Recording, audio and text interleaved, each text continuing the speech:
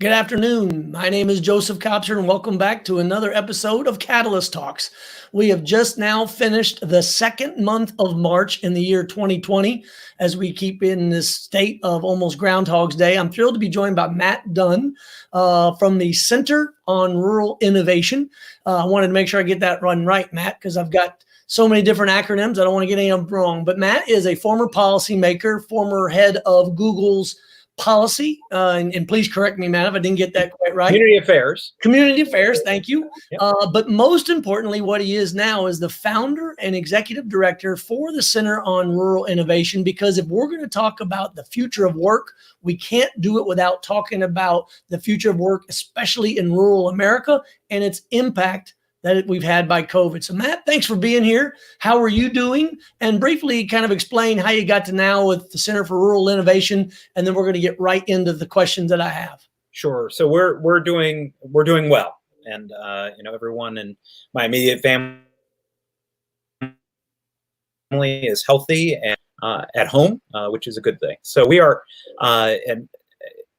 and the Center on Rural Innovation is an organization that we founded in 2017 to be able to address the rural opportunity gap that emerged since the sorry. Yep, you're good. Okay, just want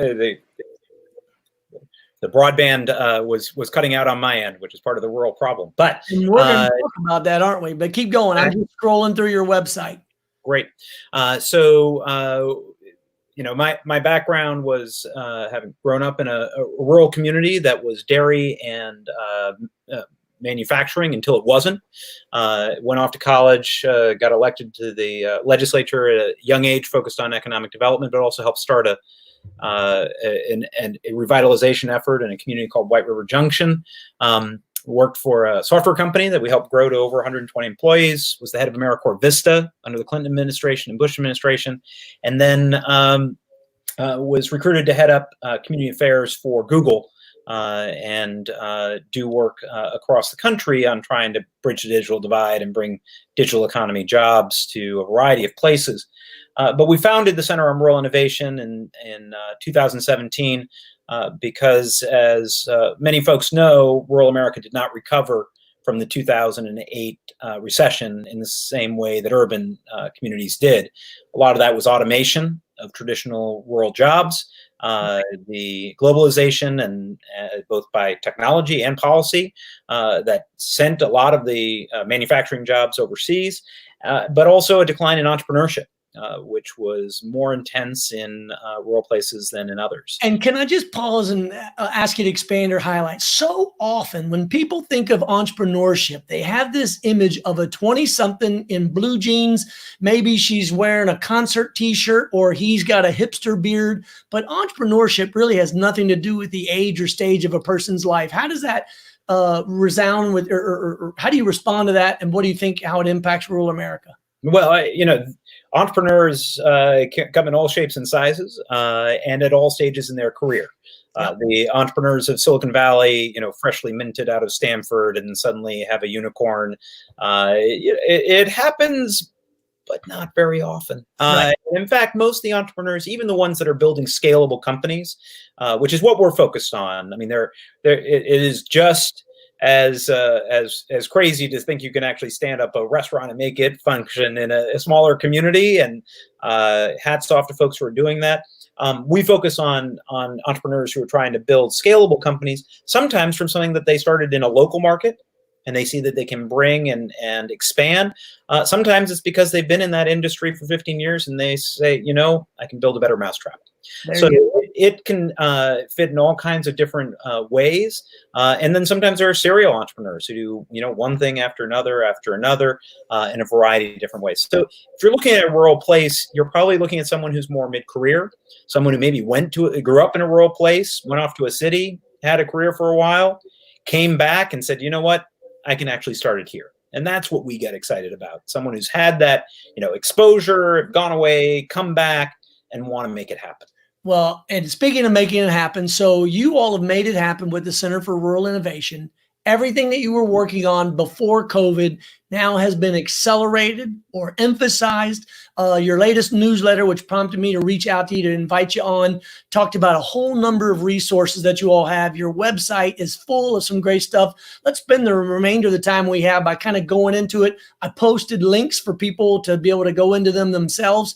What do you have and where do you want to start? Well, there's two things that we have done at the Center on Rural Innovation. One is to try to help with data and mapping so that people who are trying to address the COVID-19 response in the near term have the information they need to make sure that rural America is not left out of that, but also to make sure that we are taking the steps to prepare for a recovery that is actually inclusive. So we don't repeat the same mistakes that we made in 2008 that led to the largest rural opportunity gap in our nation's history. Yeah. So what we've done, and again, we're an action tank. So on the action side, what we do is we go out and we actually work with communities to help them build digital economy ecosystems and jobs and businesses for the future that are going to be resilient to automation in the future. Right. On the tank side, we aggregate data, we organize it, and we surface it in ways that allow it to be actionable with a focus on rural, because there's lots of urban data out there on what's happening with economies and other things, not so much on rural. So that's where we were, and it gave us the platform to pivot as quickly as we could to help provide information like the map that you're showing here. Yeah. So we've got, believe it or not, we're almost at the 7-minute mark here. So kind of go 30 seconds into each one of these maps and let's just kind of pull out the highlights, what we're seeing. So what you're seeing here is the employment risk map. COVID-19 is having a huge impact on the economy, but it's having a different impact in different places. And what this shows is, given the types of jobs that are in a county, which ones are going to be the most vulnerable to economic impact. And a lot of rural America is affected that way. So this is the economic employment risk map, which hopefully will help policymakers and local leaders understand where they need to be allocating resources for retraining and support to be able to get through those times as we go through a recovery. And that's exactly what I was going to ask. What is there for the policymakers? And you more than answered that. This is an interesting one. We don't have to spend too long on it, but I thought it was interesting about second homes and access to, for instance, rural hospitals. Yeah. So one of the things that people don't take into account is that rural America has had a massive closure of rural hospitals over the last 10 years.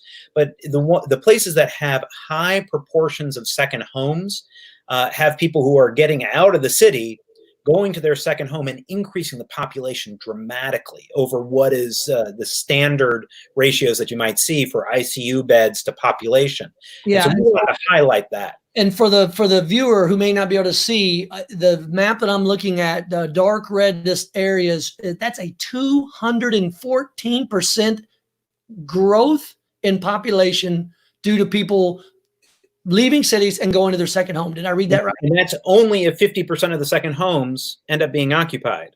And if you see what we're seeing here in Vermont or our friends up in the Upper Peninsula of Michigan, it's probably more than 50%. Wow. Okay. And then briefly, just this is a factor of telemedicine. I just thought it was brilliant because you can pretty much see where the broadband in the country is. What else can we see out of that? Well, what we wanted to do is highlight the fact that many people have said, well, the answer to this problem is telehealth, because it actually allows for, vulnerable seniors to get their health care without having to go to clinics that are overwhelmed or have a lot of potential for contracting the virus. Problem is that doesn't work if you don't have broadband. So what we wanted to do is overlay, where there is broadband and where there are seniors to be able to understand where that disconnect is. If for no other reason than to make sure that we are focused like a laser on building broadband moving forward, because the COVID-19 epidemic has laid bare what happens when you don't have universal broadband in our country. Yep. There's a lot of assumptions. I mean, it's the whole reason for this series. Catalyst Talks is named after our book, Catalyst, leadership and strategy in a changing world. And if we don't get the right questions, starting with our basic assumptions, if we just assume everybody has access to broadband, if we just assume everybody has access to healthcare because of a job, we're going to be in a world of hurt. So as we wrap up, what did I not ask you that you want the viewers either live or later on to know? Well, the big thing is that we need to be thinking in the immediate on where it is that we need to bring resources to make sure that rural America is not really overwhelmed by COVID-19 as it continues to roll out. But we also have to be focused on the future, making sure we're taking advantage of this moment when so many people are unemployed in rural America to do that job training, so that they are ready for remote jobs in the near term where there's still demand, as well as jobs for the future in tech and tech-enabled businesses. We can do that, but we got to start now. And then to make sure that as we're looking at an infrastructure bill, whether it's a state level or the federal level, we're solving the broadband gap, we're investing in entrepreneurs in rural places, and we're investing in that ongoing training so that the recovery this time around is inclusive of the entire country. Fantastic. Well, Matt, I appreciate you taking the time with us. It's short, sweet, to the point. And the tools that you have, again, I love the fact that you are an action tank, a do tank, however people want to phrase it, more than just coming up with white papers. Every one of those tools is something that I hope policymakers, business leaders, public, private, nonprofit get into. As you know, with our nonprofit US Tomorrow, it's tools like yours that make it easier for people to visualize the opportunities. So as we sign off, I want to thank you for being a part of this today. I'm going to move this video later today or tomorrow over onto LinkedIn. I'd love you to add, or your team, any other resources that might be out there. But most of all, thanks for what you do in the community, not just there in Vermont, but nationwide in your continued public service. Thank you so much. Thanks a lot, Matt. Take care. Bye-bye.